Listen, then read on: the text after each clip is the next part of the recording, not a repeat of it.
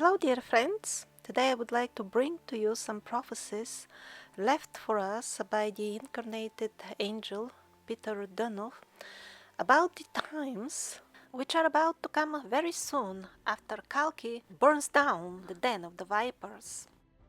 Saduno is his angelic name, and he also spoke about the tribulation which will precede the new, pure and beautiful earth. He saw the people in those times aimlessly wandering on the streets, completely confused and asking each other what to do and how did we get to this predicament. There is no food even. They will be giving some 200 to 300 grams bread per person, and that's it. There will be no farm animals. Gardening will be possible only in monastic enclosures, he said.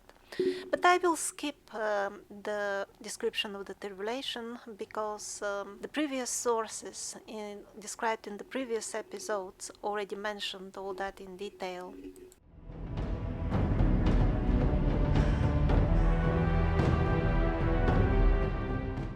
In the new golden age, a new race, the sixth race, that's how Saduno calls them, will appear. It will happen gradually.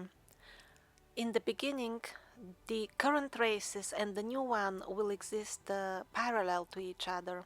The people of the sixth race will be tall, indescribably beautiful, and of a very fair complexion, amazingly dressed and adorned, eternally youthful. Gradually they will develop also more senses than us. For example, they will have a very far sight. They will see in great distances. They will be able to see in the dark, and also their vision will be always 360 degrees. When they meet another person, another soul, they will see the entire history of that soul with all its incarnations.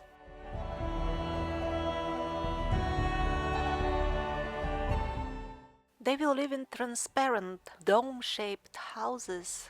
The main building material will be glass.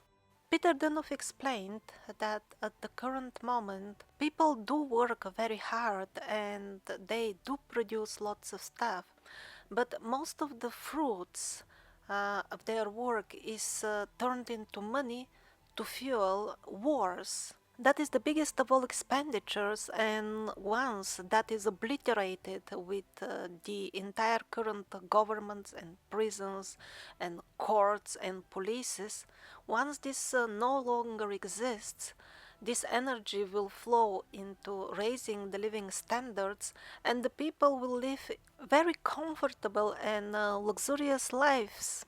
Everything will be powered by electricity, which will be channeled from the atmosphere with the help of antennas. Coal is not to be burned. It makes everything dirty and damages the earth. And the trees, they are not born to get burned as well. The people will live in scattered houses, couple of kilometers from each other, and every house will have a fruit garden because fruits will be the main food at that time, and the trees will give fruit all year around and not just in season as it is now. Food will be as freely available as is air currently. There will be no need to work for it. There will be some physical labor, but that will be minimal. Mostly people will be busy with developing their talents and abilities. Gardening in those times will be considered one of the arts, and when you visit a garden artist, he will grow a tree from the seed right in front of your eyes, and you will be able to eat the fruits immediately. As a side note to Peter Danov's prophecies, I would like to mention that there is information suggesting that when the white people first started mixing with the native Indians, some of them were invited to their ceremonies, and in those very first accounts, there are things which can sound strange to some, but the shamans, the Native American shamans, they could make a seed sprout immediately during the ceremonies and visibly grow.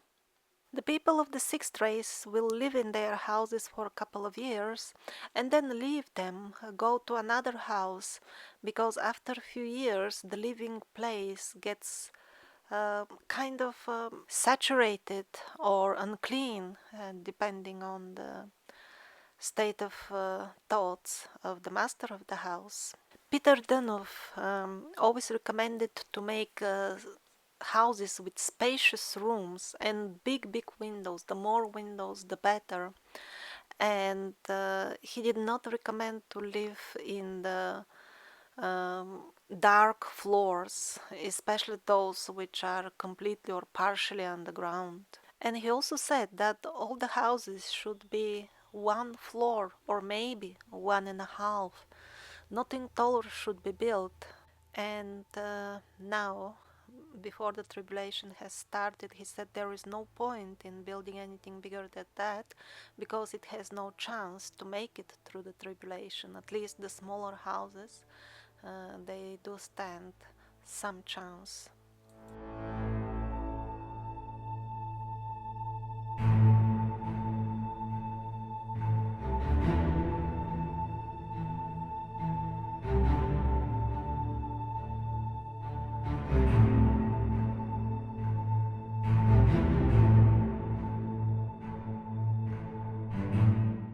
Always, when a new race is seeded on Earth, it is given its own continent, its own lands, and the continent of the new race will rise from the waters of the Atlantic. It will be a land of mountains, high mountains, and just imagine the scale, the movement of land masses required for that.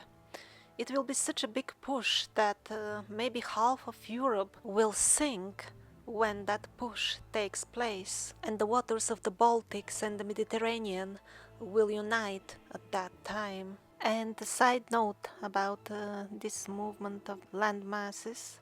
Recently I saw a documentary on Edgar Cayce, and he also spoke about the appearance of this new continent, and he mentioned that it will happen 40 years after what we call tribulation. And now back to the Peter Danov material. He said that it will be 1,000 years before the earth turns to proper heaven, before that the sixth race will be something in between the current human and the angels, and it will take 1,000 years for the current human being to evolve properly and fully to an angelic form. And during this transition, he explained that there will be three types of people walking the earth. Some will be the people as we know them now. Others will get born with a divine memory of all their previous incarnations and lots of wisdom. And the third type of people he describes as resurrected souls who will not really get born. They will simply continue their previous earthly lives in a dimension which we don't fully understand now, and in a way we don't fully understand now. They will be free of karma, this third type of people. And the new humanity will receive the angelic knowledge through incarnated masters, 8,000 of them, who most of them already got born at the various places on earth solely with the intention to infuse humanity with this divine energy, vibration, and way of life. After they transmit the knowledge, they will live again in the earthly realm. They are not the type of souls who reincarnate here again and again for learning like us. They have a one life mission. And as far as those of us who have been born on earth again and again to learn our lessons, we are not all the same, and the race to which we belong depends on the way our soul was created and its level of development, because the race is not a permanent attribute of the soul. It can change according to the way it learns. So In practical terms, the more advanced souls now are getting born in the bloodlines of the survivors, which is quite a complex term explained in my survivors series. Peter Danov does not use the same word, but he explains the concept in absolutely the same way. So he said that those born in such bloodlines and those who withstand the test of the tribulation, which will be a very, very difficult one, they will evolve into the sixth race. Now, the souls from the other races who withstand the test of the tribulation, they will get reborn in the race of the survivors, and with that body, they will transcend to the next sixth race. Peter Danov also spoke about the evolution of the group of souls we call monkeys, who it turns out are a bit smarter than us, because when they saw Kali Yuga coming and foresaw that if they enter in Kali Yuga with a human form, they will degrade, they decided to remain in lower form, the forms of animals, because the animals, for them, karma doesn't work exactly like for us. They always remain within natural law. They don't really go wrong as long as they remain in their species. And once the golden age starts, they will come back again, they will get born now as humans. There will be no cemeteries for the people of the sixth race, because when they decide to die, they will simply depart and dematerialize.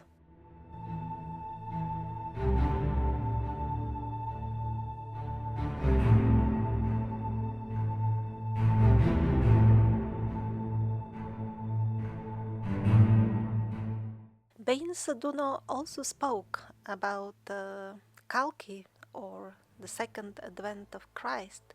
He saw him on white horse visiting the homes of the people who survived in Bulgaria, exactly as the Catholic descriptions of the great monarch.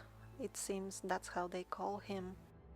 Peter Danov, he said that he will visit all the people, each and every home. In the beginning I thought, this is a bit difficult unless he expands in many forms, but then there was a hint that in Bulgaria around 1,000 people will survive. So then it is a bit more reasonable, especially if they live in groups of that time.